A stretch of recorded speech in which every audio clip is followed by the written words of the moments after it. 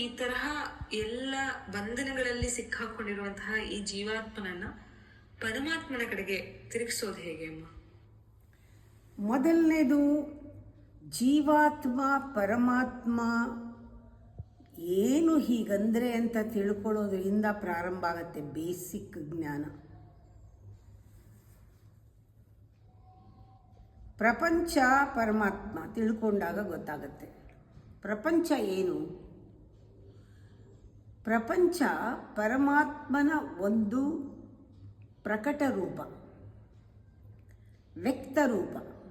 ಅವ್ಯಕ್ತ ಪರಮಾತ್ಮ, unmanifest is ಪರಮಾತ್ಮ, ಮ್ಯಾನಿಫೆಸ್ಟೇಷನ್ ಈಸ್ ದಿ ವರ್ಲ್ಡ್. ಅಲ್ಲಿಂದ ಶುರು ಮಾಡಿ. ಹಾಗೆ ನಮ್ಮ body is A manifestation. Mind is the creation of the body. ಮನಸ್ಸು ದೇಹದ ಸೂಕ್ಷ್ಮ, ಬಾಡಿ ಮನಸ್ಸಿನ ಒಂದು ಸ್ಥೂಲ. ಈ ರೀತಿ ನಾವು ನೋಡೋಕ್ಕೆ ಕಲಿಬೇಕು.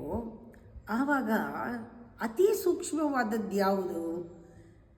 ಇದೆಲ್ಲವನ್ನೂ ರಕ್ಷಿಸ್ತಾ ಇರೋದು ಯಾವುದು? ನಮ್ಮಲ್ಲಿ ಎನರ್ಜಿ, ದಟ್ ಈಸ್ ಪ್ರಾಣ. ಪ್ರಾಣ ಹೇಗೆ ನಮ್ಮನ್ನು ರಕ್ಷಿಸ್ತಾ ಇದೆ, ದೇಹ ಮನಸ್ಸಿನ ಒಂದು ಫಂಕ್ಷನಿಂಗ್ಗೆ ಪ್ರಾಣ ಮುಖ್ಯವೋ, ಪ್ರಾಣ ಹೋದರೆ ಇದೇನಿಲ್ವೋ, ಹಾಗೆ ಇಡೀ ಪ್ರಾಣವೇ ಈ ವ್ಯಕ್ತರೂಪವಾದ ಪ್ರಪಂಚದಲ್ಲಿ ಪ್ರಾಣ ಇದೆ, ಜೀವ ಇದೆ, ಲೈಫ್ ಇದೆ, ಎಕ್ಸಿಸ್ಟೆನ್ಸ್, ಲೈಫ್ ಇದೆ. ಫೀಲ್ ಮಾಡ್ಬೋದು, ಪ್ರತಿಯೊಂದರಲ್ಲೂ ಪ್ರಾಣಶಕ್ತಿ ಇದೆ. ಆ ಪ್ರಾಣವನ್ನು ನಿಯಂತ್ರಿಸ್ತಾ ಇರೋದು, ಪ್ರಾಣವನ್ನು ಹಿಡಿದಿಟ್ಕೊಂಡಿರೋದು ಒಂದು ಜೀವ ಅನ್ನೋದು, ಆ ಲೈಫ್ ಎಸೆನ್ಸ್ ಎಲ್ಲದರಲ್ಲೂ ಇದೆ. ಕಾಣಲ್ಲ ಅದು. Prana you can feel, vayu you can feel, but you can't C.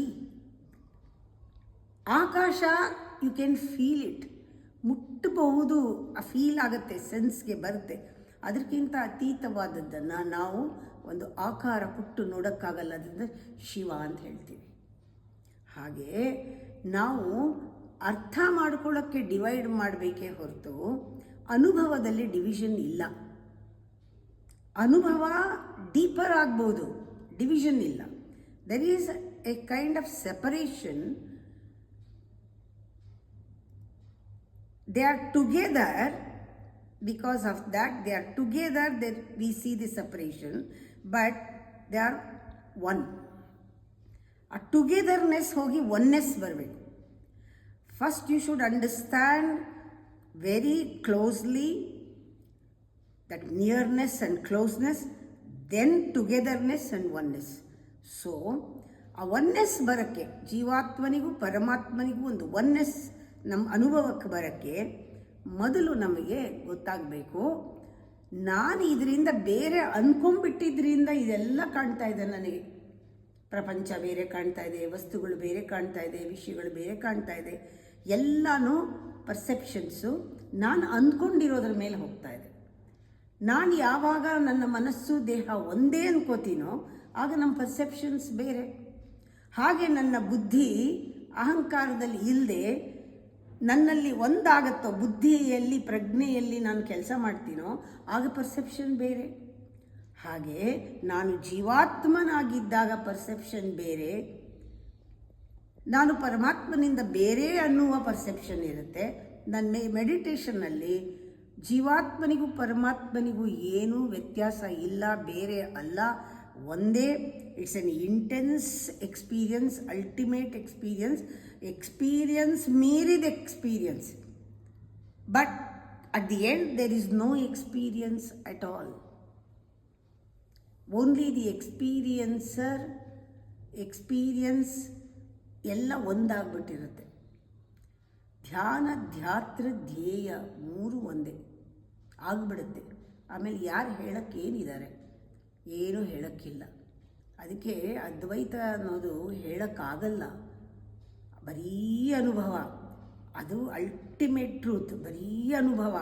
ಅದರಿಂದ ನಮಗೆ ಅಂಡರ್ಸ್ಟ್ಯಾಂಡಿಂಗ್ ಲೆವೆಲ್ನಲ್ಲಿ ಬರಬೇಕು.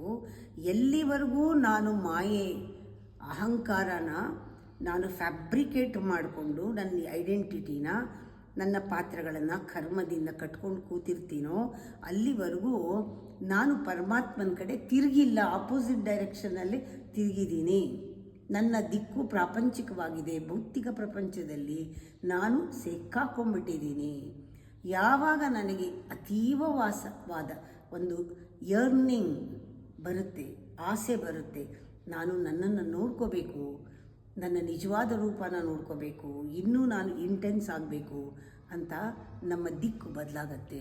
ನಮ್ಮ ಇಚ್ಛೆ ಪ್ರಕಾರ ನಮ್ಮ ಚಾಯ್ಸ್ನಲ್ಲಿ ನಮಗೆ ಸಾಕಾಗಿ ಈ ಟೆಂಪರರಿ ವರ್ಲ್ಡ್ ಸಾಕು, ನಿತ್ಯವಾದದ್ದು ಯಾವುದಾದ್ರೂ ಪರ್ಮನೆಂಟ್ ಆಗಿರೋದು ಬೇಕು ಅಂದಾಗ ಒಳಗೆ ತಿರುಗ್ತೀವಿ. ತಿರುಗಿದ ತಕ್ಷಣ ಕಾಣಿಸಲ್ಲ, ತಿರುಗಿ ನಿಮಗೆ ಎಷ್ಟು ಬೇಕೋ ಅಷ್ಟೇ ಕಾಣೋದು. ಆ ಬೇಕು ಮಾಡ್ಕೊಳ್ಳೋದು ಇನ್ನೂ ಬೇಕು ಇದಲ್ಲ, ಇನ್ನೂ ಬೇಕು ಇದಲ್ಲ, ಇನ್ನೂ ಬೇಕು, ಪೂರ್ತಿ ಬೇಕು ನನಗೆ, ನಾನು ಆಗ್ಬಿಡ್ಬೇಕದು ಅನ್ನುವಂತಹ ಒಂದು ಅರ್ಜಿ ಬರಬೇಕು ನಮಗೆ. ಆವಾಗ ಪರಮಾತ್ಮ ಜೀವಾತ್ಮ ಒಂದೇ ಅನುಭವ ಪ್ರಾರಂಭವಾಗುತ್ತೆ. ಬೇರೆ ಆಗಿದ್ದರೂ ಬೇರೆ ಅಲ್ಲ ಅಂತ ಗೊತ್ತಿರಬೇಕು. ಕಾನ್ಫ್ಲಿಕ್ಟ್ ಇದೆ ಜೀವಾತ್ಮನಿಗೂ ಪರಮಾತ್ಮನಿಗೂ, ದ್ವೈತ ಅದು. ಆದರೆ ಅದರಲ್ಲಿ ದ್ವಂದ್ವ ಬರಬಾರ್ದು. ದ್ವೈತ ಒಪ್ಕೋಬೇಕು, ಆಗಲೇ ಅದ್ವೈತಕ್ಕೆ ಹೋಗೋಕ್ಕೆ ಸಾಧ್ಯ. ಬೇರೆ ಬೇರೆ ಹೌದು, ಇದು ನನ್ನ ಅನಿಸಿಕೆ, ಇದು ಒಂದು ಇಲ್ಯೂಷನ್, ಇದು ನಾನು ಪರಮಾತ್ಮನೇ ಅಂತ ಆಗಬೇಕಾದ್ರೆ ಒಂದು ದೊಡ್ಡ ಪ್ರಾಸೆಸ್ ಆಗುತ್ತೆ. ಆವಾಗ ನೀನು ಹೇಳೋಕ್ಕಿರಲ್ಲ. ಇವಾಗ ರಾಘವೇಂದ್ರ ಸ್ವಾಮಿಗಳಿರ್ಬೋದು, ಮಧ್ವಾಚಾರ್ಯರಿರ್ಬೋದು, ದ್ವೈತ ಸಾರಿರ್ಬೋದು, ಎಲ್ಲಿವರೆಗೂ ಸಾರಿದ್ರು? ಅವರು ಒಂದಾಗೋವರೆಗೂ ಸಾರಿದ್ರು. ಒಂದಾದ್ಮೇಲೆ ಏನು ಸಾರಕ್ಕಿದೆ? ಅವರೇ ಆಗ್ಬಿಟ್ರಲ್ವ. ಅವರೇ ಆಗ್ಬಿಟ್ಟಿರೋದ್ರಿಂದ ಅವ್ರಿಗೆ ಹೇಳೋಕ್ಕಾಗಿಲ್ಲ. ಯಾರು ಅವರೇ ಆಗ್ಬಿಟ್ಟಿದ್ದಾರೆ ಅವ್ರು ಹೇಳಲ್ಲ, ಹೇಳೋಕ್ಕಾಗಲ್ಲ. ಹೇಳಿದ್ದೆಲ್ಲ ಸುಳ್ಳಾಗತ್ತೆ, ಇರೋದು ಮಾತ್ರ ಸತ್ಯ ಆಗತ್ತೆ. ಅದಕ್ಕೆ ಕೆಲವು ನಾವು ಶಂಕರಾಚಾರ್ಯರ ಒಂದು ಅವರ ಲಿಟ್ರೇಚರೆಲ್ಲ ನೋಡಿದಾಗ ಅವರು ಮೂರನ್ನೂ ಹೇಳಿದ್ದಾರೆ. ನಾನು ಒಂದು ಮಗು ಅಂತಲೂ ಹೇಳಿದ್ದಾರೆ, ನಾನು ವಿದ್ಯಾರ್ಥಿ ಅಂತಲೂ ಹೇಳಿದ್ದಾರೆ, ನಾನು ಅವಿನಾಭಾವ ಸಂಬಂಧದಲ್ಲಿ ಶಿವಶಕ್ತಿ ಅಂತಲೂ ಹೇಳಿದ್ದಾರೆ, ಹಾಗೆ ನಾನು ಶಿವ ಅಂತಲೂ ಹೇಳಿದ್ದಾರೆ, ನಾನು ಗುರು ಅಂತಲೂ ಹೇಳಿದ್ದಾರೆ, ಗುರು ಶಿಷ್ಯ ಅಂತಲೂ ಹೇಳಿದ್ದಾರೆ. ಎಲ್ಲ ಪಾತ್ರಗಳು ನಾನು, ಎಲ್ಲ ಪಾತ್ರ ಕರಗೋದ್ಮೇಲೆ ನಾನೇ ಅಂತಲೂ ಹೇಳಿದ್ದಾರೆ. ಅಂದರೆ ಡಿಫರೆಂಟ್ ಸ್ಟೆಪ್ಸ್ ನಮಗೆ ಗೊತ್ತಾಗುತ್ತೆ. ಸೌಂದರ್ಯ ಲಹರಿನಲ್ಲೂ ಗೊತ್ತಾಗುತ್ತೆ, ಅದು ದೇವಿ ಭಾಗವತದಲ್ಲೂ ಗೊತ್ತಾಗುತ್ತೆ. ಯಾವ ರೀತಿ ಯಾವ್ಯಾವ ಸ್ಟೇಟಲ್ಲಿ ಯಾವ್ಯಾವ ಆಯಾಮದಲ್ಲಿ ಜೀವಾತ್ಮ ಎಷ್ಟು ದೂರ ಪರಮಾತ್ಮನಿಂದ, ಎಷ್ಟು ಹತ್ತಿರ ಪರಮಾತ್ಮನಿಗೆ, ಎಷ್ಟು ಪರಮಾತ್ಮನ ಅಂಶ ಪರಮಾತ್ಮನೇ ಅನ್ನೋದು ಅವರವ್ರ ಮೇಲೆ ಡಿಪೆಂಡ್ ಆಗುತ್ತೆ.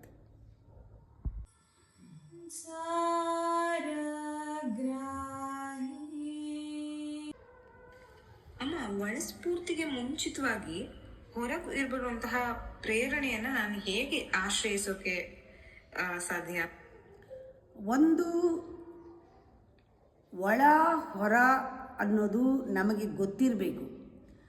ಹೊರಗಡೆ ಸ್ಫೂರ್ತಿ ಎಷ್ಟೇ ನಮಗೆ ಕಂಪೆಲ್ ಮಾಡಿ, ಕಂಟ್ರೋಲ್ ಮಾಡಿ, ಅಡ್ವೈಸ್ ಮಾಡಿ, ಮಾರಲ್ಸ್ ಕೊಟ್ಟು, ನಮ್ಮನ್ನು ಕರೆಕ್ಟ್ ಮಾಡಿ, ನಮ್ಮ ಸ್ವಭಾವಗಳನ್ನು ಬದಲಾಯಿಸೋಕ್ಕೆ ನೋಡಿ, ಇದೆಲ್ಲನೂ ಹೊರಗಡೆಯಿಂದ ಎಷ್ಟೋ ಪುಸ್ತಕಗಳು ಓದಿದ್ರೆ ಅದರಿಂದ ಆಗತ್ತೆ, ಸಾಧ್ಯ ಆಗತ್ತೆ.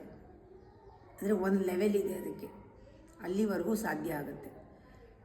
ಅಲ್ಲಿ ದಾಟಿದಾಗ ಭಾರಿ ದೊಡ್ಡ ಏಟು ಬೀಳುತ್ತೆ. ಯಾಕೆ ಅಂದರೆ ನಮ್ಮ ಅಹಂಕಾರ ಒಪ್ಕೊಳ್ಳಲ್ಲ. ಇಷ್ಟೆಲ್ಲ ನನಗೆ ಗೊತ್ತಿದೆ, ನನಗೇನು ಸಿಕ್ತು ಅಂತ ಯೋಚನೆ ಮಾಡ್ತೀರ. ಇಷ್ಟೆಲ್ಲ ಓದಿದ್ದೀನಿ, ನನಗೆ ಸ್ಕಾಲರ್ಶಿಪ್ ಸಿಕ್ಕಿಲ್ಲ, ಇಷ್ಟೆಲ್ಲ ಮಾಡಿದ್ದೀನಿ, ನನಗಿದು ಸಿಕ್ಕಿಲ್ಲ, ನನಗೇನು ಸಿಕ್ಕಿಲ್ಲ, ನಾನು ಇಷ್ಟೆಲ್ಲ ಮಾಡಿದ್ದೀನಿ ಅಂತ ಕ್ಲೈಮ್ ಮಾಡೋಕ್ಕೆ ಶುರು ಮಾಡ್ತೀವಿ.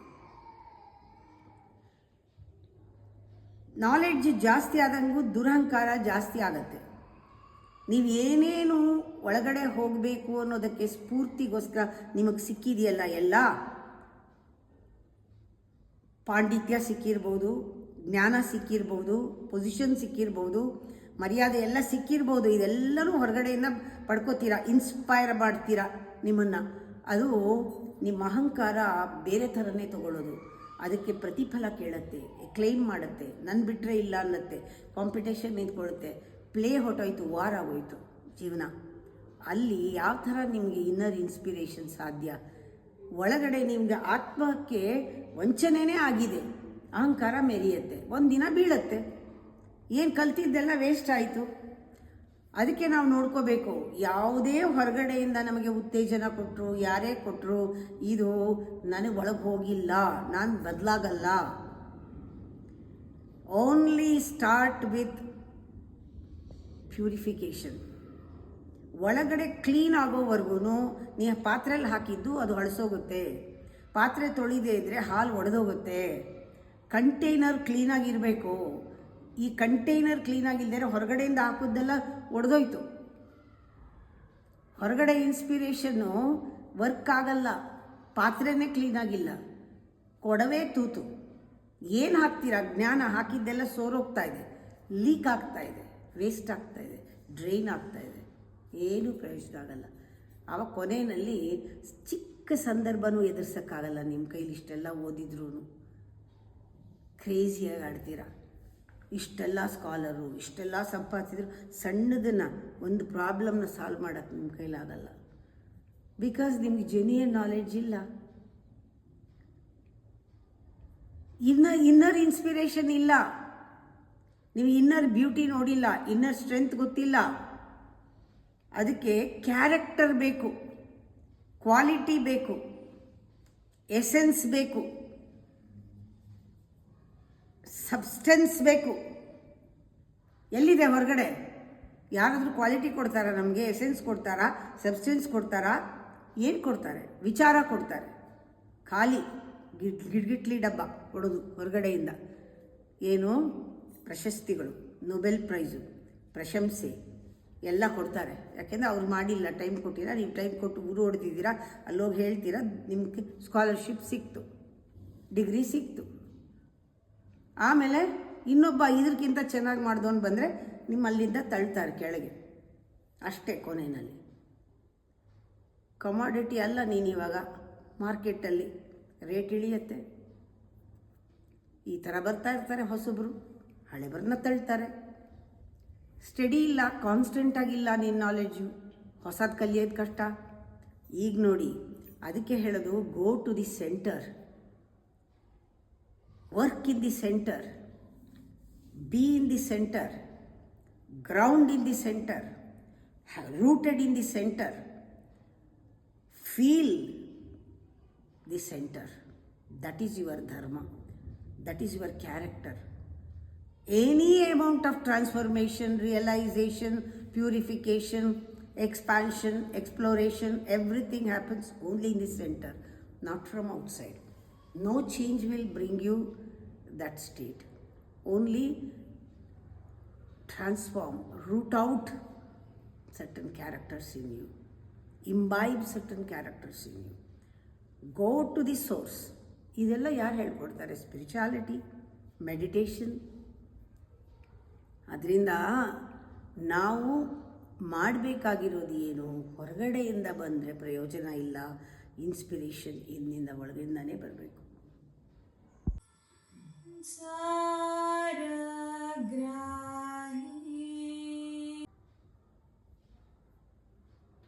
ಅಮ್ಮ, ನನ್ನಲ್ಲಿ ಇರುವಂತಹ ಶಕ್ತಿ ನನಗೆ ಸಹಾಯ ಮಾಡಬೇಕಾದ್ರೆ ನಾನು ಯಾವ ಸ್ಥಿತಿಯನ್ನು ತಲುಪಿರ್ಬೇಕು? ಹಾಗೆ ಯಾವ ಸಾಧನೆಯನ್ನು ಮಾಡಬೇಕು? ಸಂಭಾವಾಮಿ, ಸಂಭಾವ್ಯತೆ, ಸಂಭವಿಸುವುದು, ಸಂಭಾವ್ಯ, ಪಾಸಿಬಿಲಿಟಿ ಅಂತಾರೆ. ಪ್ರತಿಯೊಬ್ಬರೂ ಆ ಪಾಸಿಬಿಲಿಟಿ ಇಟ್ಕೊಂಡೇ ಹುಟ್ಟಿರೋದು. ನಮ್ಮಲ್ಲಿ ಆ ಪೊಟೆನ್ಷಿಯಲ್ ಅನ್ನೋದು ಇದೆ. ಆದರೆ ಅದು ಹಾಗೇ ಇದ್ದರೆ ಆ ಪೊಟೆನ್ಷಿಯಲ್ ಎಲ್ಲಿ ದಾರಿ ಕಾಣಿಸೋಕ್ಕೆ ಸಾಧ್ಯ? ಯಾವ ಥರ ದಾರಿ ಕಾಣಕ್ಕೆ ಸಾಧ್ಯ? ಪೊಟೆನ್ಷಿಯಲ್ ಇದೆ, ಪೊಟೆನ್ಷಿಯಲ್ ಇಲ್ಲದೆ ಯಾರೂ ಇಲ್ಲ.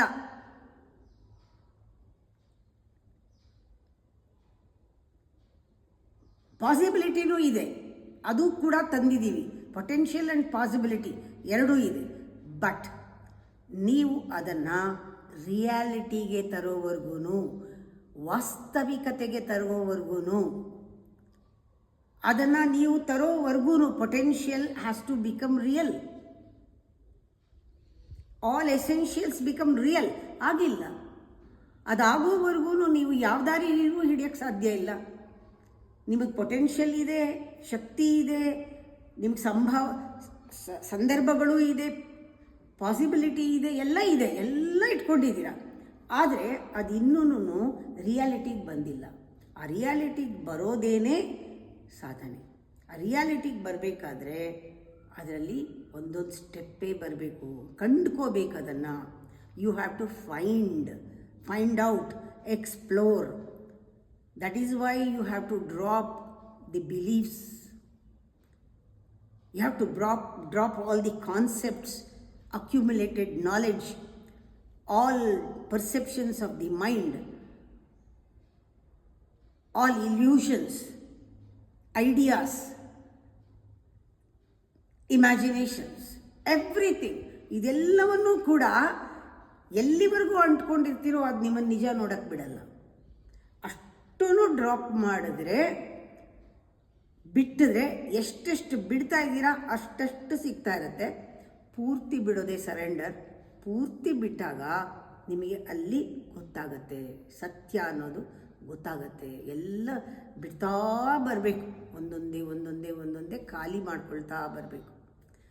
ಆವಾಗ ನಿಮಗೆ ಈ ಸಾಧನೆ ಕರೆಕ್ಟಾಗಿದೆ.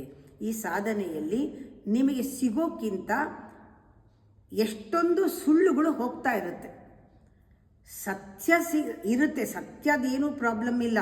There is no problem in truth. Truth is there always for you. Existentially it is there.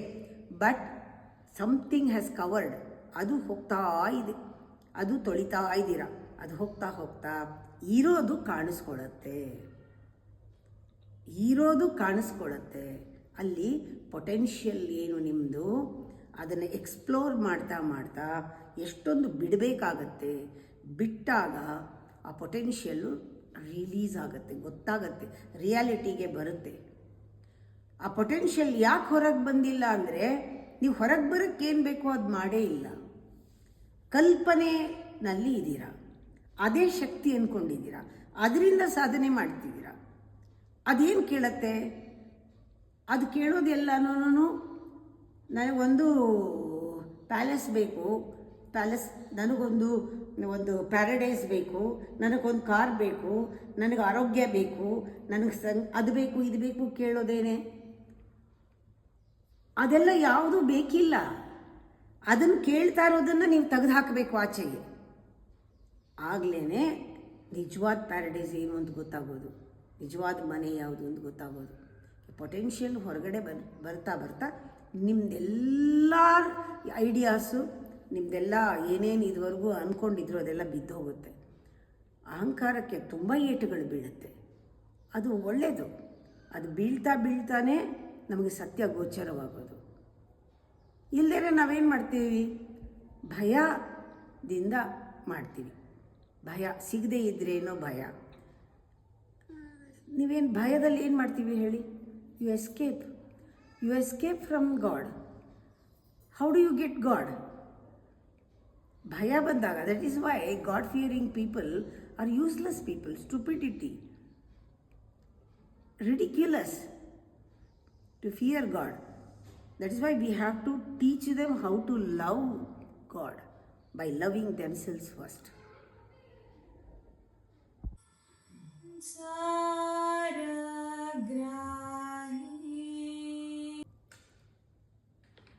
ಮೈ, ದೇಹ, ಮನಸ್ಸು, ಬುದ್ಧಿ, ಅಹಂಕಾರ, ಚಿತ್ತ ಎಲ್ಲಕ್ಕೂ ಸಾಕ್ಷಿಯಾಗಿರುವ ಪರಮಾತ್ಮನನ್ನ ಹೇಗೆ ಇದನ್ನೆಲ್ಲ ಸಹಿಸ್ತಾನೆ ಅವನು? ನಮಗೆ ಎಲ್ಲದಕ್ಕೂ ಅವನೇ ಸಾಕ್ಷಿ ಅಂತ ಅಂತಿರ್ತೀವಲ್ಲ ನಾವು. ಇದನ್ನು ಹೇಗೆ ಅವನು ಸಹಿಸೋಕ್ಕೆ ಸಾಧ್ಯ? ಇಲ್ಲೂ ಕೂಡ ಅವನು ನನ್ನ ದೇಹ ಬೇರೆ, ಅವನು ನನ್ನ ಮನಸ್ಸು ಬೇರೆ, ಅವನು ನನ್ನ ಅಹಂಕಾರ ಬೇರೆ, ಅವನು ಬೇರೆ. ಅವನು ಸಹಿಸ್ತಾ ಇದ್ದಾನೆ, ಅವನು ನೋಡ್ತಾ ಇದ್ದಾನೆ ಅಂತ ಇಲ್ಲ. ಅವನನ್ನು ನೋಡ್ತಾ ಇರೋದು ಇನ್ನೊಂದು ಕಣ್ಣಿದೆ. ಆ ಕಣ್ಣು ಯಾವುದು? ಆ ಕಣ್ಣನ್ನು ನೋಡ್ತಾ ಇರೋ ಇನ್ನೊಂದು ದೃಷ್ಟಿ ಇದೆ. ಆ ದೃಷ್ಟಿ ಯಾವುದು? ಇದನ್ನೆಲ್ಲ ನೋಡ್ತಾ ಇರೋದು ಇನ್ನೊಂದಿದೆ. ಅದನ್ನು ನೋಡ್ತಾ ಇರೋದು ಇನ್ನೊಂದಿದೆ. ಕೊನೆಯಲ್ಲಿ ಯಾರದೆಲ್ಲ? ಇದೆಲ್ಲ ಅರ್ಥ ಮಾಡ್ಕೊಳ್ತಾ ಇರೋದು ನೀನು. ನಿನಗೆ ಗೊತ್ತಾಗ್ತಾ ಇದೆ ಅಂತ ಗೊತ್ತಾಗ್ತಾ ಇದೆ ಯಾರಿಗೆ? ಅದಕ್ಕೆ ಸಾಕ್ಷಿ ಯಾರು? ಆ ಸಾಕ್ಷಿಗೆ ಸಾಕ್ಷಿ ಯಾರು? ಸಾಕ್ಷಿಗೆ ಸಾಕ್ಷಿ ಯಾರು? ಇನ್ಫಿನಿಟಿ, ಅನಂತ. ಹಾಗೇ ಹೋಗ್ತಾ ಇದ್ದರೆ ಎಲ್ಲವೂ ಪರಮಾತ್ಮನೇ. ದೇಹದ ಕಣ ಕಣವೂ ಪರಮಾತ್ಮನೇ, ಮನಸ್ಸಿನ ಒಂದೊಂದು ಫೈಬರು ಪರಮಾತ್ಮನೇ, ಬುದ್ಧಿಯ ಒಂದೊಂದು ಆಲೋಚನೆಗಳ ವೈಬ್ರೇಷನ್ ಪರಮಾತ್ಮನೇ, ಅದರೆಲ್ಲರ ಒಳಗಿರುವ ಎಸೆನ್ಸ್ ಪರಮಾತ್ಮನೇ, ನಾನು ನಾನು ಅಂತ ಇರೋ ಪಾತ್ರಗಳೆಲ್ಲವೂ ಪರಮಾತ್ಮನೇ. ಅವನು ಇಲ್ಲದೆ ಇರುವ ಜಾಗ ಇಲ್ಲವೇ ಇಲ್ಲ. ಒಂದು ಎಳ್ಳು ಕೊನೆಯು ಮುಳ್ಳು ಮೊನೆಯು ಎಲ್ಲೂ ಬಿಡದೆ ಒಳಗೂ ಹೊರಗೂ ಎಲ್ಲ ಠಾವಿನಲ್ಲೂ ಚಿನ್ಮಯನಿದ್ದಾನೆ.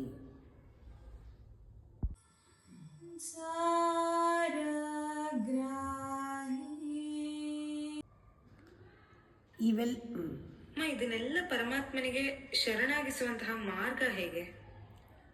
ಶರಣಾಗತಿ ಅಂದಾಗಲೇ ನಮಗೆ ಗೊತ್ತಾಗಬೇಕು, ಕರಗೋದು, ಸೇರ್ಕೊಳ್ಳೋದು, ಕಲ್ಮಶಗಳೆಲ್ಲವೂ ಬೇರೆ ಆಗಿ ನಾವು ಶುದ್ಧರಾಗುವುದು, ಬೆರೆತ್ಕೊಳ್ಳೋದು. ಹೇಗೆ ಬೆರಿಬೇಕು? ಹಾರ್ಮೋನಿಯಸ್ ಆಗಿ, ಬ್ಯಾಲೆನ್ಸ್ಡ್ ಆಗಿ, ಪ್ರಪೋರ್ಷನೇಟ್ ಆಗಿ, ಒಂದರೊಳಗೊಂದು ಕೂಡ್ಕೊಳ್ಬೇಕು, ಸೇರಿಕೊಳ್ಬೇಕು, ಇಂಟಿಗ್ರೇಟ್ ಆಗಬೇಕು. ಇದನ್ನು ಯೋಗ ಅಂತ ಹೇಳೋದು. ಸರೆಂಡರ್ ಅಂದರೆ ಬರೀ ಕಾಲಿಗೆ ಪಾದಕ್ಕೆ ನಮಸ್ಕಾರ ಮಾಡಿಬಿಡೋದು ಅಂತಲ್ಲ. ಸರೆಂಡರ್, ಶರಣಾಗತಿ ಈಸ್ ಟೋಟಲ್ ಫ್ರೀಡಮ್. ಶರಣಾಗತಿ ಆದರೆ you are zero. The moment you are zero, you are complete, you are fulfilled. For that, constantly you have to let go, you have to drop. The whole process of life is to drop, drop, drop, let go, let go, let go. ಖಾಲಿ ಮಾಡು, ಖಾಲಿ ಮಾಡು, ಖಾಲಿ ಮಾಡು. ದೇಹ ಭಾವನೆ ಖಾಲಿ ಮಾಡು. ಮನಸ್ಸು ಅನ್ನೋದು ಖಾಲಿ ಆಗಬೇಕು. ಬುದ್ಧಿನಲ್ಲಿ ಯೋಚನೆಗಳು ಖಾಲಿ ಆಗಬೇಕು. ಕರ್ಮಗಳು ಖಾಲಿ ಆಗಬೇಕು, ಖಾಲಿ ಆಗಬೇಕು. ಯಾಕೆ ಅಂದರೆ ಇದೆಲ್ಲ ತುಂಬಿಕೊಂಡು ಬಂದಿರೋದ್ರಿಂದನೇ, ಅಜ್ಞಾನದಿಂದ ತುಂಬಿಕೊಂಡು ಬಂದಿರೋದ್ರಿಂದನೇ ನಾವು ಎಲ್ಲೋ ನಿಂತ್ಕೊಂಡ್ಬಿಟ್ಟಿದ್ದೀವಿ. ಹೇಗೆ ನಮಗೆ ದಾರಿ ತಪ್ಪಿದರೆ ಅದು ದಾರಿನೇ ಅಲ್ಲ, ಗೋಡೆ. ತಪ್ಪು ದಾರಿ ಅನ್ನೋದಿಲ್ಲ, ಒಂದೇ ದಾರಿ ಇರೋದು, ಅದು ಸರಿಯಾದ ದಾರಿ, ಅದು ಒಳದಾರಿ. ಇನ್ಯಾವುದೂ ದಾರಿ ಇಲ್ಲ ಅವನ ಕಡೆಗೆ. ನೀವು ಅಂದ್ಕೊಂಡಿದ್ದೀರ ತಪ್ಪು ದಾರಿ, ಬೇರೆ ದಾರಿ ಇಲ್ಲ. ದಾರಿ ಅಂದರೆ ಅದೊಂದು ಕಡೆ ತಲುಪೋದು ಅಂತ. ತಲುಪೋ ದಾರಿ ಒಂದೇ. ದಾರಿ ಅಂದರೆ ನೀವು ನಡಿಬೇಕು, ಮುಗಿಸ್ಬೇಕು, ಹೋಗಬೇಕು, ಪ್ರಯಾಣ. ಆದರೆ ತಪ್ಪು ದಾರಿನಲ್ಲಿ ಪ್ರಯಾಣವೇ ಇಲ್ಲ. ತಪ್ಪು ದಾರಿ ಅಂದರೆ ಗೋಡೆ. ನೀವು ಗೋಡೆಗೆ ಹೊಡ್ಕೋಬೇಕಷ್ಟೇ, ಇರೋ ಜಾಗದಲ್ಲೇ ಇರ್ತೀರ. ಮನಸ್ಸಿಗೆ ನೀನು ಬೇರೆ ದಾರಿ ಇದೆ, ಬೇರೆ ಇಲ್ಲ. ಆಗಲೇ ನೀವು ಎಲ್ಲ ಮೆಥಡು ಬಿದ್ದೋಗೋದು, ಎಲ್ಲ ಓದಿದ್ದ ನಾಲೆಡ್ಜ್ ಎಲ್ಲ ಬಿದ್ದೋಗೋದು. ಯಾವಾಗ ಇದೆಲ್ಲ ಗೋಡೆ ನನಗೆ ಬಿಟ್ಟಾಕಿದನ್ನೆಲ್ಲ ಅಂದಾಗ ದಾರಿ ಓಪನ್ ಆಗುತ್ತೆ. ಅಲ್ಲಿವರೆಗೂ ದಾರಿ ಇಲ್ಲ. ಒಂದೇ ದಾರಿ, ಒಂದೇ ಸತ್ಯ, ಒಂದೇ ಧರ್ಮ, ಒಂದೇ ಗುರು, ಒಂದೇ ಎಲ್ಲ, ಒಂದೇ. ಮಿಕ್ಕಿದ್ದಷ್ಟು ಇಲ್ಯೂಷನ್.